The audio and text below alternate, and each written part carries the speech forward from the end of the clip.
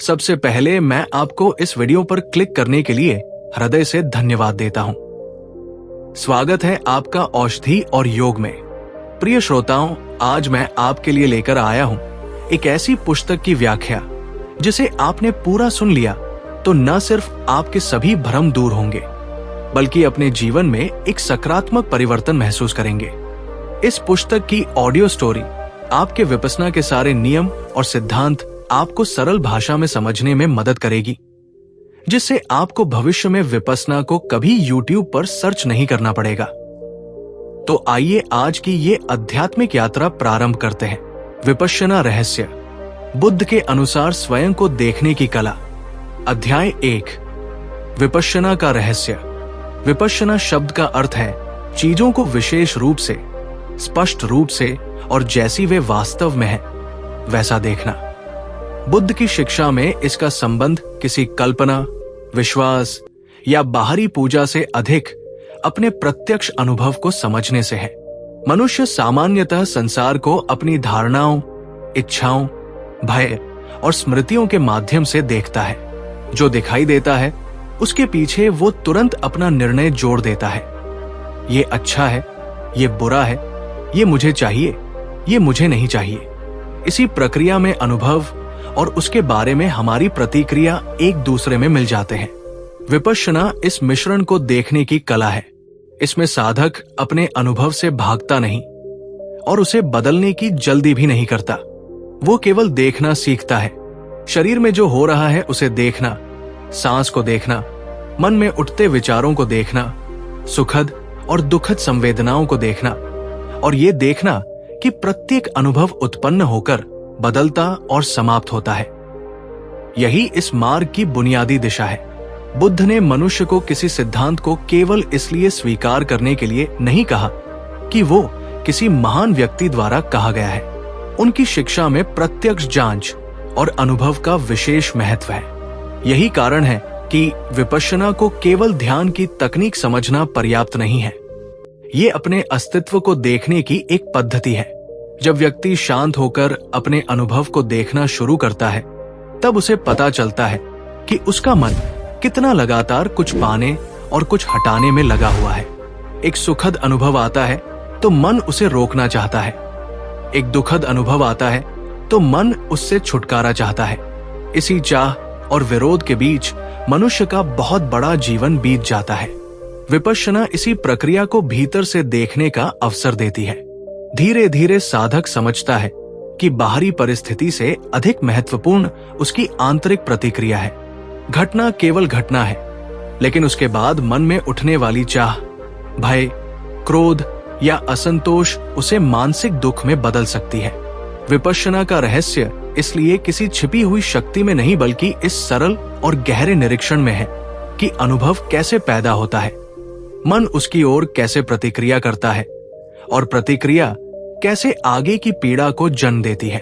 जब ये प्रक्रिया प्रत्यक्ष दिखाई देने लगती है तब परिवर्तन किसी आदेश से नहीं बल्कि समझ से पैदा होता है। अध्याय 2, मनुष्य दुख से क्यों घिरा है। बुद्ध की खोज का केंद्र मनुष्य का दुख था।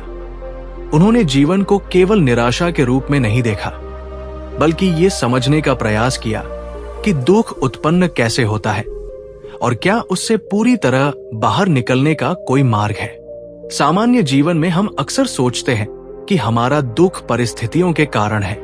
धन कम है इसलिए दुख है, किसी ने अपमान किया इसलिए दुख है, संबंध हमारे अनुसार नहीं है इसलिए दुख है, भविष्य अनिश्चित है इसलिए दुख है। परिस्थितियां निश्चित रूप से कठिनाई पैदा कर सकती हैं, लेकिन बुद्ध का निरीक्षण इससे अधिक गहरा था। उन्होंने देखा कि अनुभव के बाद मन की प्रतिक्रिया दुख को बढ़ाती है। कोई अप्रिय बात होती है, शरीर और मन में एक संवेदना उत्पन्न होती है, फिर मन उसे अस्वीकार करता है। कोई प्रिय बात होती है, सुखद अनुभव आता है और मन उसे पकड़कर रखना चाहता है। इस पकड़ और विरोध में अस्थिरता छिपी होती है, क्योंकि संसार में कोई भी अनुभव स्थायी नहीं है। जो सुख अभी है वो बदल जाएगा, जो दुख अभी है वो भी बदलेगा। शरीर बदलेगा, संबंध बदलेंगे, विचार बदलेंगे, और स्वयं के बारे में हमारी धारणाएं भी बदलती रहेंगी। लेकिन मन स्थायी चीज चाहता है, यहीं से संघर्ष पैदा होता है। हम बदलती हुई वस्तुओं से स्थायित्व मांगते हैं और परिवर्तनशील अनुभवों से स्थायी सुरक्षा की अपेक्षा करते हैं। विपश्यना साधक को इसी सत्य से परिचित कराती है। वो अपने शरीर में होने वाले छोटे छोटे परिवर्तनों को देखता है, कभी गर्मी, कभी ठंडक, कभी दबाव, कभी कंपन, कभी हल्कापन, कभी भारीपन, कभी सुख, कभी असुविधा। कुछ भी स्थायी नहीं रहता। शुरुआत में ये केवल ध्यान की वस्तु लगती है, लेकिन धीरे धीरे ये जीवन का प्रत्यक्ष दर्शन बन जाती है। साधक देखता है कि जिस संवेदना को वो स्थायी समझ रहा था वो बदल रही है। जिस विचार को वो बहुत महत्वपूर्ण मान रहा था वो भी चला गया। जिस भावना ने कुछ समय पहले उसे पूरी तरह घेर लिया था वो भी समाप्त हो गई। इस अनुभव से एक गहरी समझ जन्म लेती है कि दुख केवल बाहरी दुनिया में खोजने की चीज नहीं है। दुख की जड़ मन की उस प्रवृत्ति में भी है जो बदलती हुई चीजों को पकड़ना चाहती है और अप्रिय चीजों को धकेलना चाहती है। विपश्यना इस प्रवृत्ति को दबाती नहीं, बल्कि उसे स्पष्ट रूप से दिखाती है। देखने की शक्ति बढ़ती है तो व्यक्ति अपने भीतर चल रही प्रक्रिया को पहचानने लगता है। यही पहचान धीरे धीरे स्वतंत्रता की शुरुआत बनती है। अध्याय 3, 4 आर्य सत्य और भीतर की यात्रा। बुद्ध की शिक्षा में 4 आर्य सत्य अत्यंत महत्वपूर्ण है। इन्हें केवल दार्शनिक सिद्धांत की तरह पढ़ना विपश्यना की गहराई को समझने के लिए पर्याप्त नहीं है। पहला सत्य दुख के अस्तित्व को स्वीकार करता है। जन्म, वृद्धावस्था, बीमारी और मृत्यु जैसे जीवन के स्वाभाविक पक्षों के साथ साथ प्रिय से अलग होना, अप्रिय से मिलना और इच्छा के अनुसार सब कुछ न मिलना भी दुख के रूप है। दूसरा सत्य दुख के कारण की ओर देखता है और तृष्णा को उसके केंद्र में रखता है। मन किसी अनुभव को पकड़ना चाहता है, किसी अनुभव से दूर भागना चाहता है या अस्तित्व को अपनी इच्छा के अनुसार बनाना चाहता है। तीसरा सत्य बताता है कि दुख का अंत संभव है। ये विचार मात्र आशावाद नहीं बल्कि बुद्ध की साधना का आधार है। चौथा सत्य उस मार्ग की ओर संकेत करता है जो दुख के अंत की ओर ले जाता है, जिसे आर्य अष्टांगिक मार्ग के रूप में समझा जाता है। विपश्यना इसी व्यापक मार्ग के भीतर अनुभवात्मक निरीक्षण की भूमिका निभाती है। जब साधक ध्यान में बैठता है और किसी संवेदना को देखता है तब वो वास्तव में 4 आर्य सत्यों को छोटे स्तर पर देख रहा होता है। संवेदना उत्पन्न हुई, मन ने उसके प्रति प्रतिक्रिया दी, प्रतिक्रिया से पकड़ या विरोध पैदा हुआ और उससे बेचैनी बढ़ी। यदि साधक उसी क्षण प्रतिक्रिया न करके समता से देखता है तो वो उस चक्र को आगे बढ़ने से रोकने की दिशा में एक कदम रखता है। इस प्रकार विपश्यना केवल आंखें बंद करके बैठना नहीं है, ये जीवन की मूल समस्या को अनुभव के स्तर पर समझने का अभ्यास है। बुद्ध का मार्ग बाहरी दुनिया को बदलने से पहले देखने वाले मन को समझने का मार्ग है। हम अक्सर सोचते हैं कि यदि दुनिया हमारी इच्छा के अनुसार हो जाए तो हम शांत हो जाएंगे, लेकिन संसार कभी पूरी तरह हमारी इच्छा के अनुसार नहीं चलता। विपश्यना हमें उस स्थान तक ले जाती है जहां शांति बाहरी नियंत्रण पर निर्भर नहीं रहती। इसका अर्थ ये नहीं कि साधक जीवन की समस्याओं को स्वीकार करके निष्क्रिय हो जाता है। इसके विपरीत, जब मन प्रतिक्रिया से थोड़ा मुक्त होता है तब व्यक्ति अधिक स्पष्टता से कार्य कर सकता है। क्रोध में किया गया निर्णय और शांत मन से किया गया निर्णय एक जैसा नहीं होता। भय में देखा गया संसार और समता से देखा गया संसार भी एक जैसा नहीं होता। इसलिए 4 आर्य सत्य को जीवन से अलग कोई धार्मिक सिद्धांत मानने के बजाय उन्हें अपने अनुभव में खोजने की आवश्यकता है। विपश्यना इसी खोज का एक जीवंत माध्यम बन सकती है। अध्याय 4, अनित्य का प्रत्यक्ष दर्शन। विपश्यना के सबसे गहरे अनुभवों में से एक है अनित्य का दर्शन। अनित्य का अर्थ है कि सभी संस्कारित अनुभव परिवर्तनशील है। हम इसे बुद्धि से जानते हैं, लेकिन जानना और प्रत्यक्ष अनुभव करना अलग बातें हैं। हर व्यक्ति जानता है कि शरीर बदलता है, लेकिन ध्यान में जब वो शरीर की संवेदनाओं को लगातार देखता है तो परिवर्तन की गति और सूक्ष्मता अलग ढंग से दिखाई देने लगती है। एक स्थान पर दर्द है, कुछ समय तक उसे देखने पर उसका स्वरूप बदल सकता है। कभी वो तीव्र होता है, कभी कम होता है, कभी फैलता हुआ महसूस होता है, कभी किसी दूसरे क्षेत्र में संवेदना उभरती है। साधक यदि हर परिवर्तन के साथ प्रतिक्रिया करता रहे तो उसका ध्यान केवल पसंद और नापसंद में उलझा रहेगा। लेकिन यदि वो बिना पकड़ और बिना विरोध के देखता है तो उसे अनुभव होने लगता है कि संवेदना कोई स्थायी वस्तु नहीं है। इसी तरह विचार भी आते जाते हैं। ध्यान में बैठते ही कभी पुरानी स्मृति आती है, कभी भविष्य की कल्पना, कभी कोई व्यक्ति याद आता है, कभी किसी समस्या का समाधान खोजने की कोशिश शुरू हो जाती है। साधक सोच सकता है कि मेरा ध्यान खराब हो गया, लेकिन यदि वो ध्यान से देखे तो विचार भी अनित्य है। वे आते हैं, कुछ समय रहते हैं और फिर चले जाते हैं। भावना भी ऐसी ही है। क्रोध स्थायी नहीं है, भय स्थायी नहीं है, आनंद स्थायी नहीं है। फिर प्रश्न उठता है कि यदि सब बदलता है तो हम पकड़ते क्यों हैं? क्योंकि मन परिवर्तन को स्वीकार करने के बजाय उससे सुरक्षा चाहता है। विपश्यना धीरे धीरे इस भ्रम को कमजोर करती है कि कोई अनुभव हमेशा वैसा ही रहेगा। जब साधक किसी सुखद संवेदना को भी समता से देखता है तब वो उससे चिपकने की आदत को पहचानता है। जब दुखद संवेदना को भी समता से देखता है तब वो उससे भागने की आदत को पहचानता है। दोनों स्थितियों में सीख एक ही है, ये भी बदलेगा। अनित्य का दर्शन जीवन के प्रति उदासीनता नहीं सिखाता, वास्तव में ये जीवन को अधिक वास्तविक बनाता है। यदि हम जानते हैं कि क्षण बदल रहा है तो वर्तमान क्षण का मूल्य बढ़ जाता है। हम दूसरों को स्थायी रूप से अपने नियंत्रण में रखने की कोशिश कम कर सकते हैं। हम अपने शरीर और उपलब्धियों को लेकर अहंकार में कम डूब सकते हैं।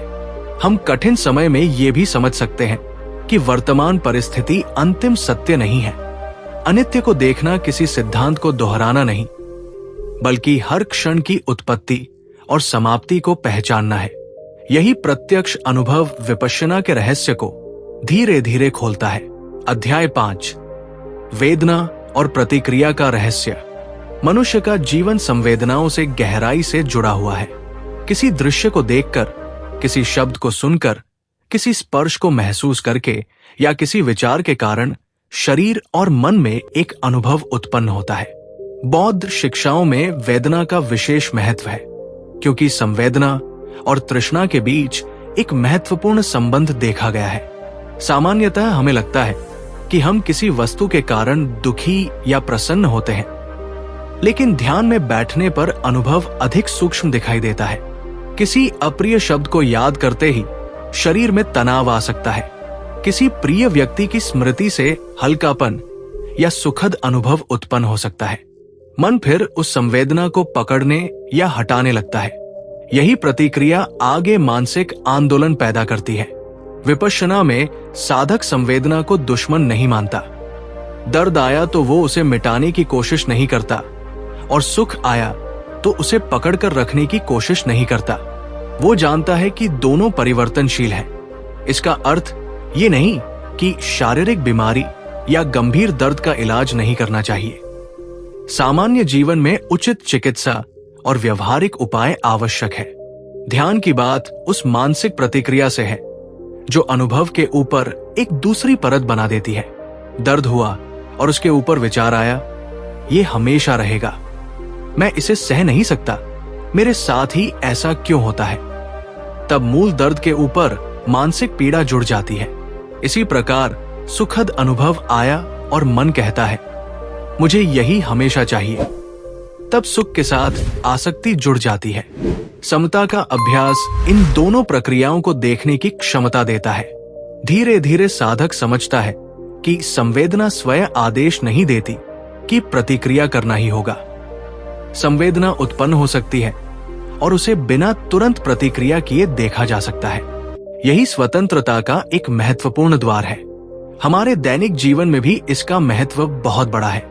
कोई व्यक्ति कुछ कठोर कहता है, शब्द कानों तक आते हैं, उनका अर्थ मन में बनता है, शरीर में संवेदना उठती है और फिर क्रोध पैदा हो सकता है। यदि उस पूरी प्रक्रिया को पहचानने की क्षमता बढ़ जाए तो प्रतिक्रिया और कार्रवाई के बीच थोड़ी जगह बनती है। उस छोटी सी जगह में विवेक जन्म ले सकता है। बुद्ध का मार्ग इस विवेक को विकसित करने का मार्ग है। विपश्यना साधक को संसार से संवेदनाहीन नहीं बनाती, बल्कि वह उसे संवेदनाओं को स्पष्ट रूप से अनुभव करने और उनके पीछे चलने के बजाय उन्हें समझने की क्षमता देती है।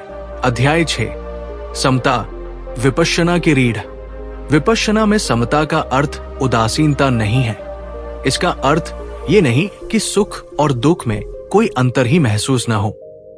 समता का अर्थ है अनुभव को देखते समय मन तुरंत लालच, द्वेष या भय में न बजाए। एक सुखद अनुभव है तो उसे पकड़ना नहीं, और एक दुखद अनुभव है तो उससे घृणा करके भागना नहीं। साधना की दृष्टि से यह बहुत कठिन लग सकता है, क्योंकि मन की पुरानी आदत लगातार प्रतिक्रिया करने की है।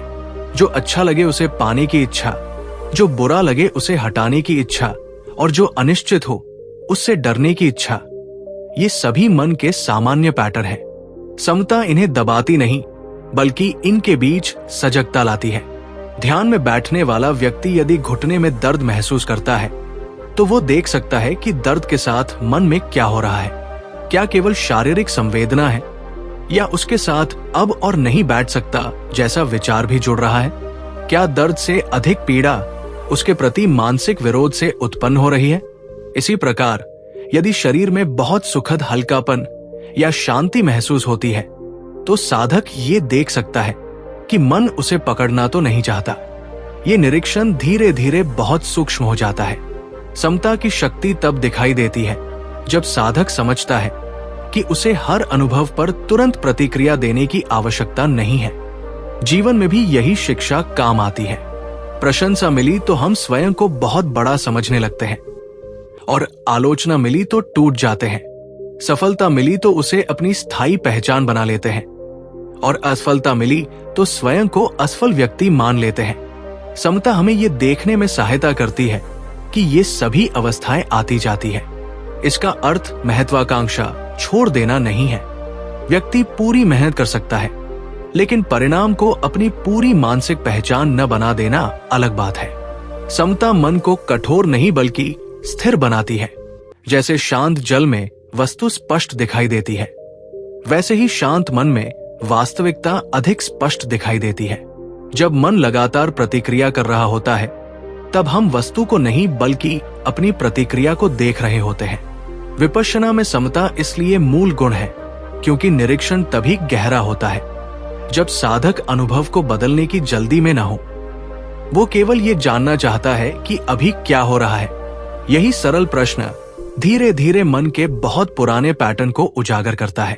अध्याय 7, विचारों से लड़ना नहीं, उन्हें देखना। ध्यान शुरू करने वाले व्यक्ति की सबसे सामान्य समस्या विचारों का आना है।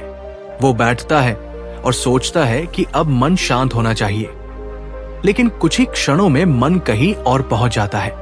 कभी भविष्य की योजना, कभी अतीत की घटना, कभी परिवार, कभी काम, कभी कल्पना, कभी डर, और कभी बिना किसी स्पष्ट कारण के विचारों की श्रृंखला चलती रहती है। साधक परेशान होकर सोच सकता है कि वो ध्यान नहीं कर पा रहा, लेकिन विचारों का आना मन की स्वाभाविक गतिविधि है। समस्या विचार नहीं, बल्कि उनसे हमारी पहचान और प्रतिक्रिया है। विपश्यना में विचार को शत्रु बनाकर उससे युद्ध करना आवश्यक नहीं है। विचार आया, उसे जाना गया, और फिर ध्यान वर्तमान अनुभव पर लौट आया। यदि विचार बार बार आता है तो उसे भी देखा जा सकता है। धीरे धीरे साधक ये अनुभव करने लगता है कि विचार स्वयं स्थायी नहीं है। एक विचार आता है, फिर दूसरा विचार उसे बदल देता है। कई बार हम एक विचार से दूसरे विचार तक इतने तेजी से जाते हैं कि हमें लगता है कि हम लगातार सोच रहे हैं, जबकि वास्तव में विचारों की एक श्रृंखला बन रही होती है। उनमें से प्रत्येक क्षणिक है। जब व्यक्ति विचारों को देखने की क्षमता विकसित करता है तो वो ये समझने लगता है कि मेरे मन में विचार आया और मैं वही विचार हूं, इन दोनों में अंतर है। ये अंतर बहुत महत्वपूर्ण है। क्रोध का विचार आया तो इसका अर्थ ये नहीं कि व्यक्ति स्वयं क्रोध है। भय आया तो इसका अर्थ ये नहीं कि भय ही उसका पूर्ण अस्तित्व है। इच्छा आई तो इसका अर्थ ये नहीं कि उसे हर इच्छा पूरी करनी ही होगी। सजगता इन अवस्थाओं को पहचानने की क्षमता है।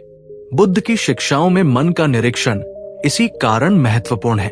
मन को दबाना और मन को देखना अलग अलग बातें हैं। दबाने में हम किसी अनुभव को भीतर धकेलते हैं, देखने में हम उसे उसके स्वभाव सहित पहचानते हैं।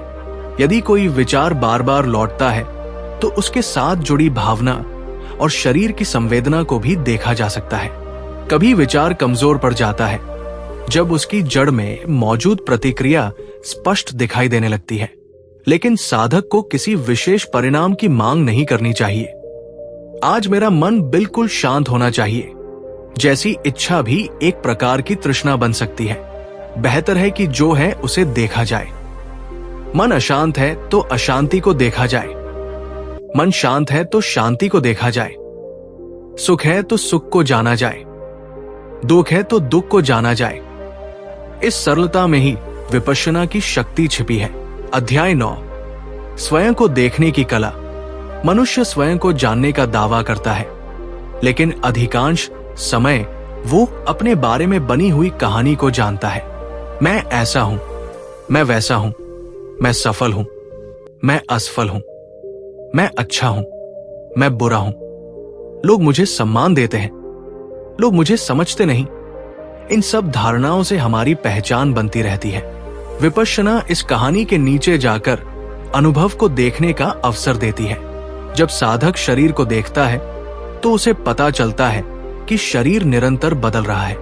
जब वो संवेदनाओं को देखता है तो वे भी बदलती दिखाई देती है। जब वो विचारों को देखता है तो विचार भी स्थिर नहीं रहते। जब वो भावनाओं को देखता है तो वे भी उत्पन्न होकर बदलती और समाप्त होती है। तब एक गहरा प्रश्न सामने आता है। यदि शरीर बदल रहा है, संवेदनाएं बदल रही हैं, विचार बदल रहे हैं और भावनाएं बदल रही हैं, तो जिसे मैं स्थायी मैं कहता हूं वो वास्तव में क्या है? बुद्ध की अनंतता की शिक्षा इसी क्षेत्र में गहराई से जुड़ती है। इसे केवल दार्शनिक रूप में समझना आसान नहीं है और इसे किसी एक वाक्य में सीमित करना भी उचित नहीं। विपश्यना के संदर्भ में महत्वपूर्ण बात यह है कि साधक अपने अनुभव के घटकों को देखता है और उनमें स्थायी, स्वतंत्र और अपरिवर्तनीय सवा की धारणा को जांचता है। ये अनुभव किसी बौद्धिक निष्कर्ष को जबरन स्वीकार करने से नहीं आता। साधक देखता है कि अनुभव बदलते हैं और उनसे जुड़ी पकड़ भी बदलती है। मेरा शरीर, मेरी भावना, मेरा विचार, इनमें मेरा कितना स्थायी है, ये जांचने का विषय बन जाता है। इसका उद्देश्य व्यक्ति को नकारात्मक या अस्तित्वहीन महसूस कराना नहीं है। इसके विपरीत, जब पहचान की कठोर पकड़ थोड़ी ढीली होती है तो जीवन अधिक हल्का हो सकता है। आलोचना मिलने पर तुरंत टूटना आवश्यक नहीं रहता, क्योंकि आलोचना से बनी मानसिक छवि को अंतिम सत्य नहीं माना जाता। प्रशंसा मिलने पर अहंकार में खोना भी कम हो सकता है। व्यक्ति अपने कार्यों के प्रति जिम्मेदार रहते हुए भी अपनी बदलती मानसिक अवस्थाओं को अंतिम पहचान नहीं मानता। यही निरीक्षण धीरे धीरे आसक्ति को कम कर सकता है। विपश्यना का रहस्य इसीलिए केवल मन को शांत करना नहीं है। इसका उद्देश्य अनुभव की प्रकृति को गहराई से देखना है। शांत मन उस देखने में सहायता करता है, लेकिन देखने का अंतिम उद्देश्य सत्य को पहचानना है। अध्याय 9, तृष्णा, द्वेष और मानसिक बंधन। तृष्णा का अर्थ केवल धन, वस्तु या भौतिक सुख की इच्छा नहीं है। मन की सूक्ष्म इच्छा भी तृष्णा का रूप ले सकती है। मुझे ऐसा महसूस होना चाहिए, मुझे वैसा अनुभव नहीं होना चाहिए, लोग मुझे इस तरह देखें, मेरा ध्यान आज अच्छा हो, मेरा मन शांत रहे, मुझे विशेष आध्यात्मिक अनुभव मिले। इन सब में पकड़ हो सकती है। इसी प्रकार द्वेष केवल किसी व्यक्ति से घृणा करना नहीं है।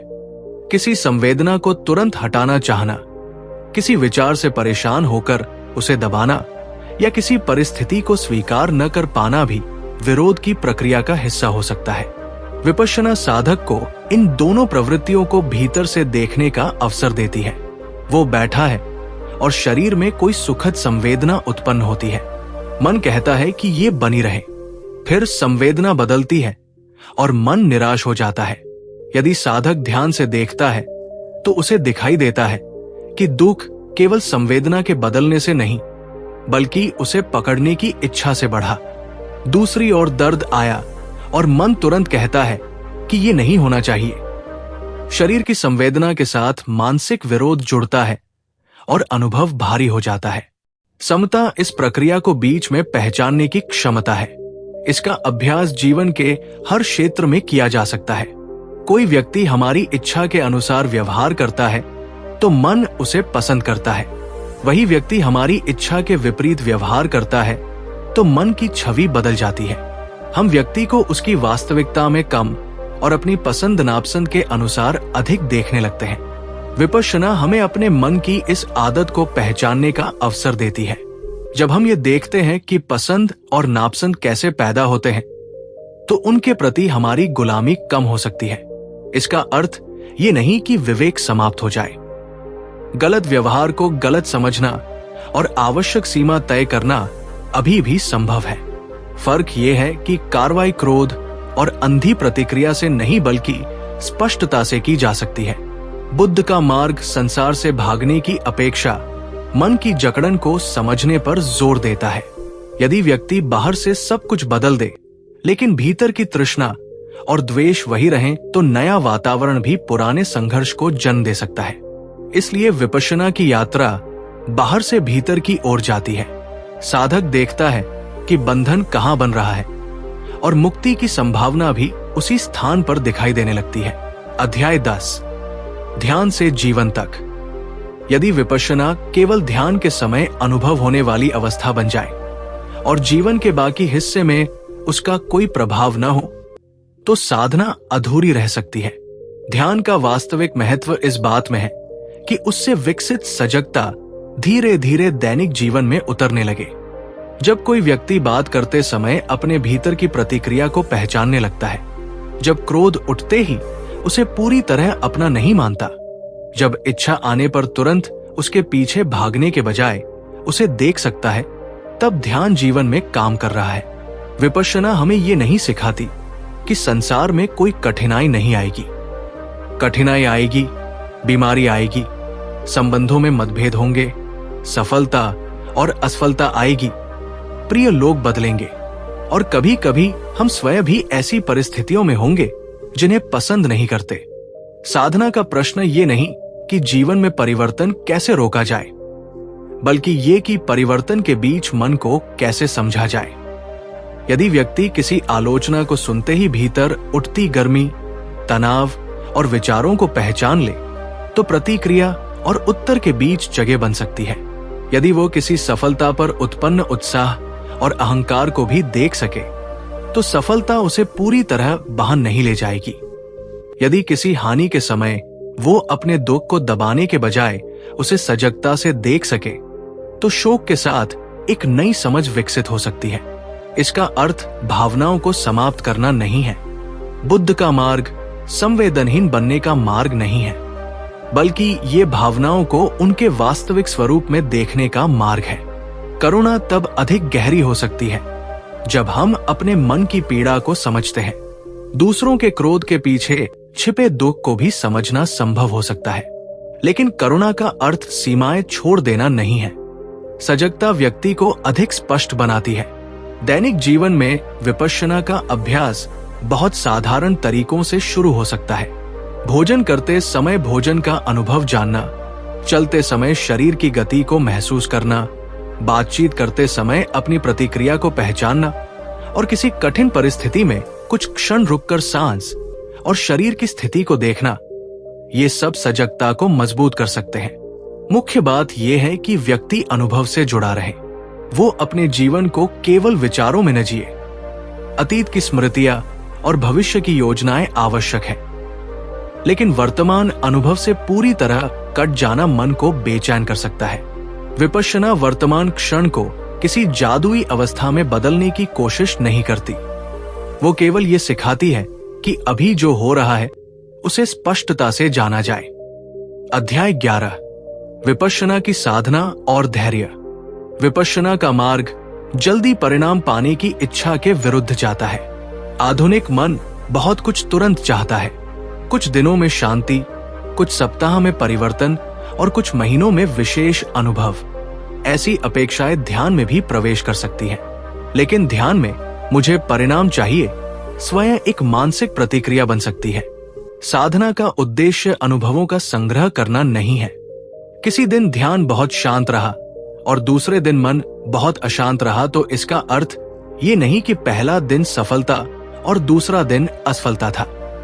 दोनों दिनों में देखने के लिए कुछ था। शांत दिन में शांति की प्रकृति को देखना है और अशांत दिन में अशांति की प्रकृति को। यही निरंतरता साधना को गहराई देती है। शुरुआत में साधक को बार बार लगता है कि उसका मन भाग रहा है, लेकिन हर बार मन के भटकने को पहचानना भी सजगता का क्षण है। शरीर में दर्द आता है तो धैर्य की परीक्षा होती है। सुखद संवेदना आती है तो आसक्ति की परीक्षा होती है। स्मृति आती है तो पहचान की परीक्षा होती है। भविष्य की कल्पना आती है तो वर्तमान में लौटने की परीक्षा होती है। इस तरह ध्यान का प्रत्येक अनुभव साधना का हिस्सा बन सकता है। धैर्य का अर्थ केवल लंबे समय तक बैठना नहीं है।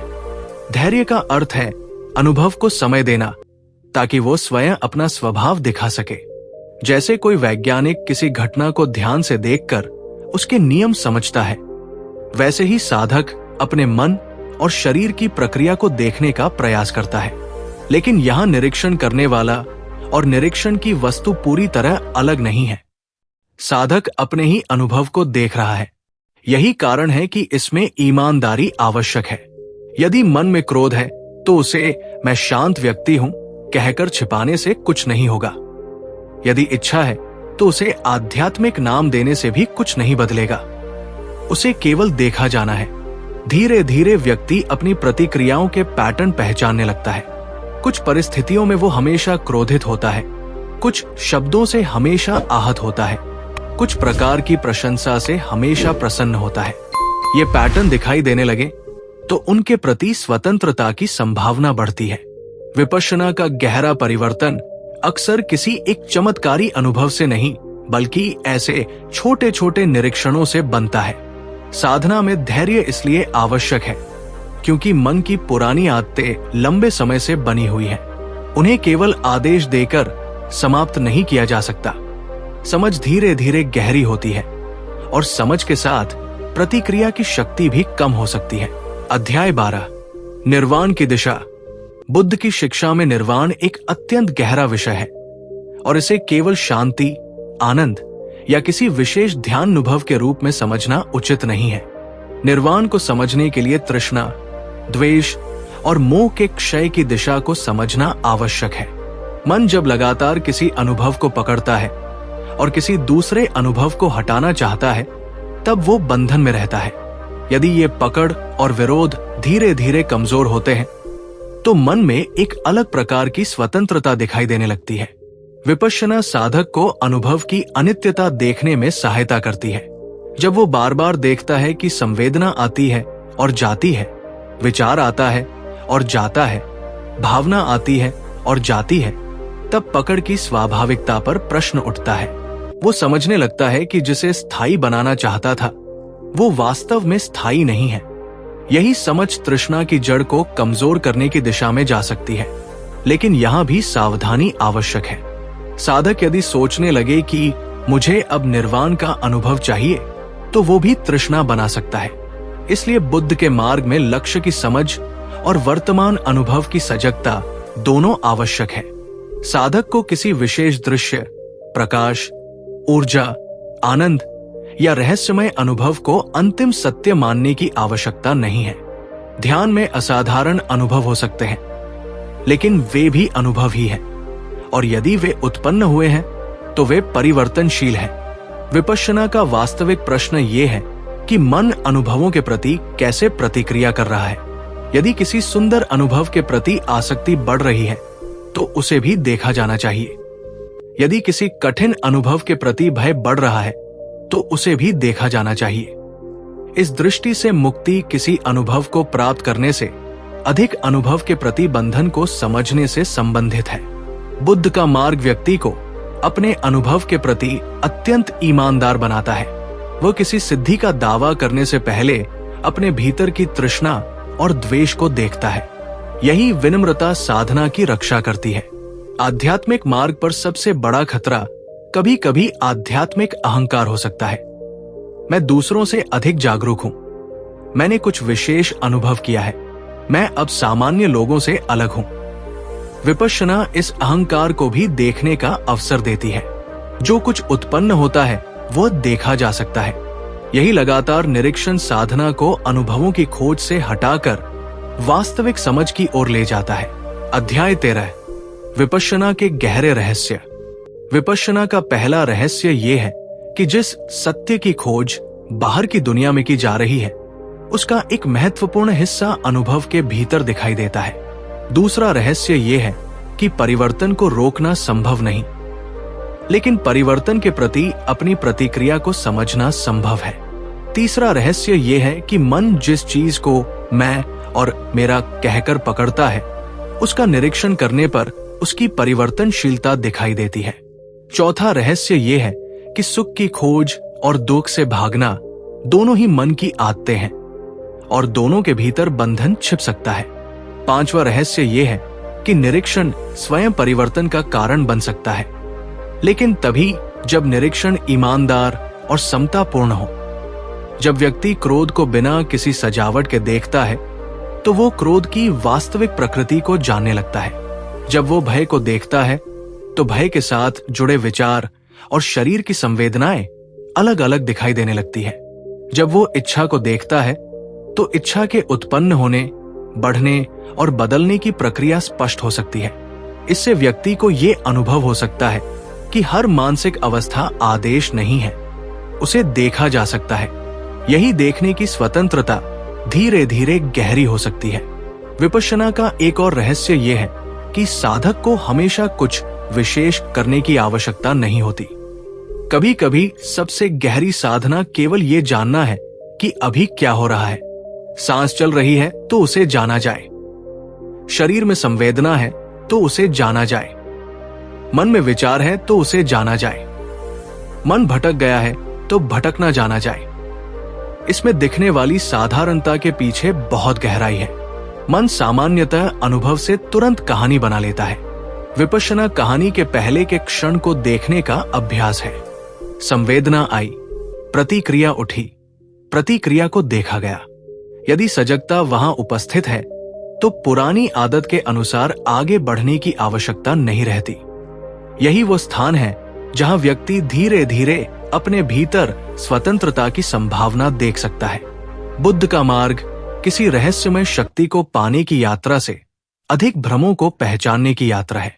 जितना भ्रम कम होता है उतना सत्य स्पष्ट दिखाई देता है।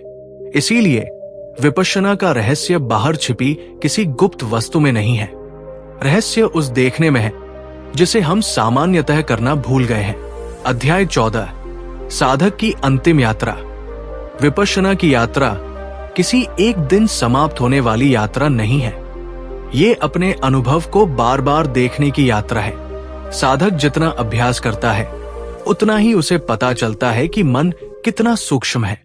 कभी वो बहुत शांत होता है, कभी बेचैन, कभी ध्यान में गहरी स्पष्टता होती है, कभी पुराने विचारों की भीड़, कभी शरीर हल्का महसूस होता है, कभी भारी, कभी सुखद संवेदनाएं आती है, कभी दर्द। लेकिन हर अवस्था एक अवसर है। यदि सुख आया तो अनित्य को देखा जा सकता है, यदि दुख आया तो अनित्य को देखा जा सकता है। यदि मन शांत है तो शांत मन को देखा जा सकता है, यदि मन अशांत है तो अशांति को देखा जा सकता है। साधक धीरे धीरे समझता है कि ध्यान का मूल्य किसी विशेष अनुभव पर निर्भर नहीं है। वास्तविक मूल्य इस बात में है कि देखने की क्षमता कितनी स्पष्ट हो रही है। जीवन में भी यही दृष्टि धीरे धीरे बदल सकती है। व्यक्ति दूसरों को नियंत्रित करने की इच्छा से थोड़ा मुक्त हो सकता है, अपने बारे में बनी कठोर धारणाओं को थोड़ा ढीला कर सकता है, सफलता और असफलता को अधिक संतुलित ढंग से देख सकता है। दुख आने पर उससे तुरंत भागने के बजाय उसे समझने की क्षमता विकसित कर सकता है। और शायद सबसे महत्वपूर्ण बात ये कि वह अपने मन को शत्रु समझना बंद कर सकता है। मन को जीतने के बजाय उसे समझना अधिक गहरा मार्ग है। बुद्ध की शिक्षा में जागरूकता, नैतिकता, ध्यान और प्रज्ञा एक दूसरे से जुड़े हुए हैं। इसलिए विपश्यना को केवल बैठकर ध्यान करने की तकनीक तक सीमित नहीं करना चाहिए। जीवन में सही दृष्टि, सही वाणी, सही कर्म और सजगता का विकास भी इस व्यापक मार्ग का हिस्सा है। यदि ध्यान के बाद व्यक्ति दूसरों के प्रति अधिक क्रोधित, अधिक अहंकारी या अधिक असंवेदनशील हो रहा है, तो उसे अपनी साधना की दिशा पर फिर से विचार करना चाहिए। वास्तविक समझ में विनम्रता और करुणा की संभावना बढ़नी चाहिए। विपश्यना का अंतिम उद्देश्य किसी विशेष पहचान का निर्माण करना नहीं है। मैं विपश्यना साधक हूं भी यदि अहंकार का आधार बन जाए तो साधना की दिशा उलट सकती है। इसलिए साधक को अनुभवों से भी आगे देखना है। जो कुछ उत्पन्न हो रहा है वो बदल रहा है। जो बदल रहा है उसे पकड़कर स्थायी सुरक्षा बनाना कठिन है। इस सत्य को जितना स्पष्ट देखा जाता है उतनी ही पकड़ ढीली हो सकती है। और जहां पकड़ कम होती है वहां मन में अधिक स्थान, अधिक स्पष्टता और अधिक स्वतंत्रता दिखाई दे सकती है। यही विपश्यना की यात्रा का सार है। स्वयं को बदलने के लिए स्वयं से लड़ना नहीं, बल्कि स्वयं को इतनी स्पष्टता से देखना कि परिवर्तन स्वाभाविक रूप से संभव हो जाए। अध्याय 15, मौन में खुलता हुआ रहस्य। अंततः विपश्यना हमें उस स्थान की ओर ले जाती है जहां शब्दों की सीमा दिखाई देने लगती है।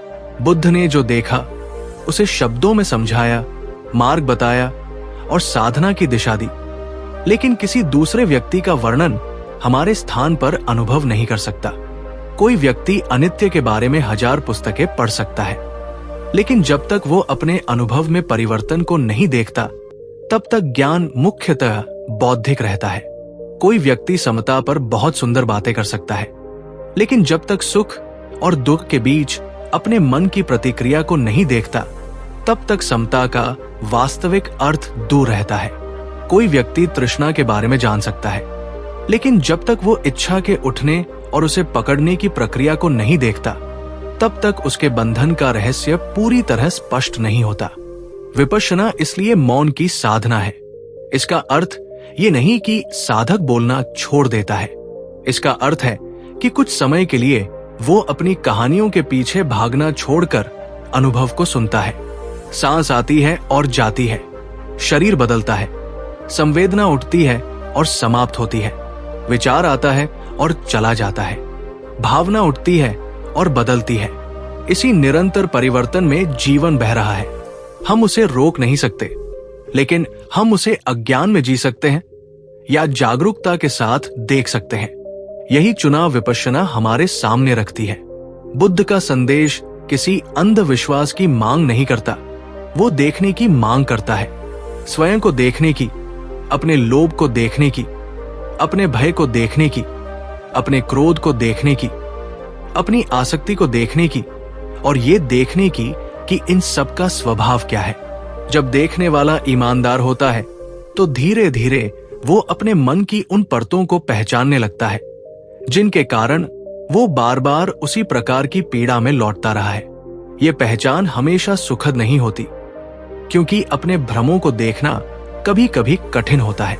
लेकिन यही कठिनाई उपचार की शुरुआत बन सकती है। जिस समस्या को हम देखते ही नहीं, उससे मुक्त होने की संभावना भी कम होती है। विपश्यना हमें अपने अनुभव के सामने बैठना सिखाती है।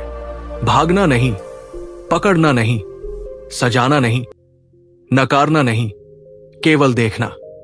और इस देखने में धीरे धीरे एक ऐसी बुद्धि जन्म ले सकती है जो केवल पुस्तकों से नहीं आती। ये अनुभव की बुद्धि है। जब व्यक्ति देखता है कि हर संवेदना बदलती है, हर भावना बदलती है, हर विचार बदलता है और हर परिस्थिति बदलती है, तब वो जीवन से स्थायित्व की मांग थोड़ी कम कर सकता है। जब वो देखता है कि तृष्णा और द्वेष उसके भीतर कैसे दुख पैदा करते हैं, तब वो उनके पीछे भागने से पहले रुक सकता है। जब वो समता का अभ्यास करता है तब वो जीवन की अनिश्चितता के बीच भी स्थिरता का एक नया अर्थ खोज सकता है। यही विपश्यना का रहस्य है। ये कोई गुप्त शब्द नहीं, कोई चमत्कारी शक्ति नहीं और कोई ऐसी वस्तु नहीं जिसे बाहर से प्राप्त किया जा सके। ये देखने की वो क्षमता है जो पहले से हमारे भीतर संभव है, लेकिन जिसे अभ्यास, धैर्य और सजगता से विकसित करना पड़ता है। बुद्ध का मार्ग अंततः हमें अपने अनुभव की जिम्मेदारी लेने की ओर बुलाता है। संसार को पूरी तरह अपने अनुसार बदलना हमारे हाथ में नहीं है, लेकिन हम ये देख सकते हैं कि संसार के अनुभवों के प्रति हमारे भीतर क्या जन्म ले रहा है। वहीं से समझ शुरू होती है, वहीं से समता विकसित होती है और वहीं से स्वतंत्रता की संभावना खुलती है। इसलिए विपश्यना की यात्रा किसी दूर के लक्ष्य की यात्रा नहीं है। ये इसी सांस में है, इसी शरीर में है, इसी क्षण में है। जब हम वास्तव में देखना शुरू करते हैं, तब धीरे धीरे वो रहस्य खुलता है जिसे शब्दों में बंद नहीं किया जा सकता। दुख को समझने का रहस्य, प्रतिक्रिया से मुक्त होने का रहस्य और स्वयं को जैसा है वैसा देखने का रहस्य, यही बुद्ध के अनुसार विपश्यना की दिशा है। और यही उस साधक की यात्रा है जो बाहर उत्तर खोजते खोजते अंततः अपने ही अनुभव के मौन में लौट आता है। तो मित्रों, कैसे लगी आज की ये ऑडियो स्टोरी? हमें कमेंट के माध्यम से जरूर बताएं। साथ ही यदि आप पहली बार हमसे जुड़े हैं तो हमारे चैनल को जरूर सब्सक्राइब कर दीजिए, जिससे आप तक हमारी हर वीडियो समय से पहुंचती रहे। मिलते हैं किसी अन्य वीडियो में। अपना ख्याल रखना। धन्यवाद।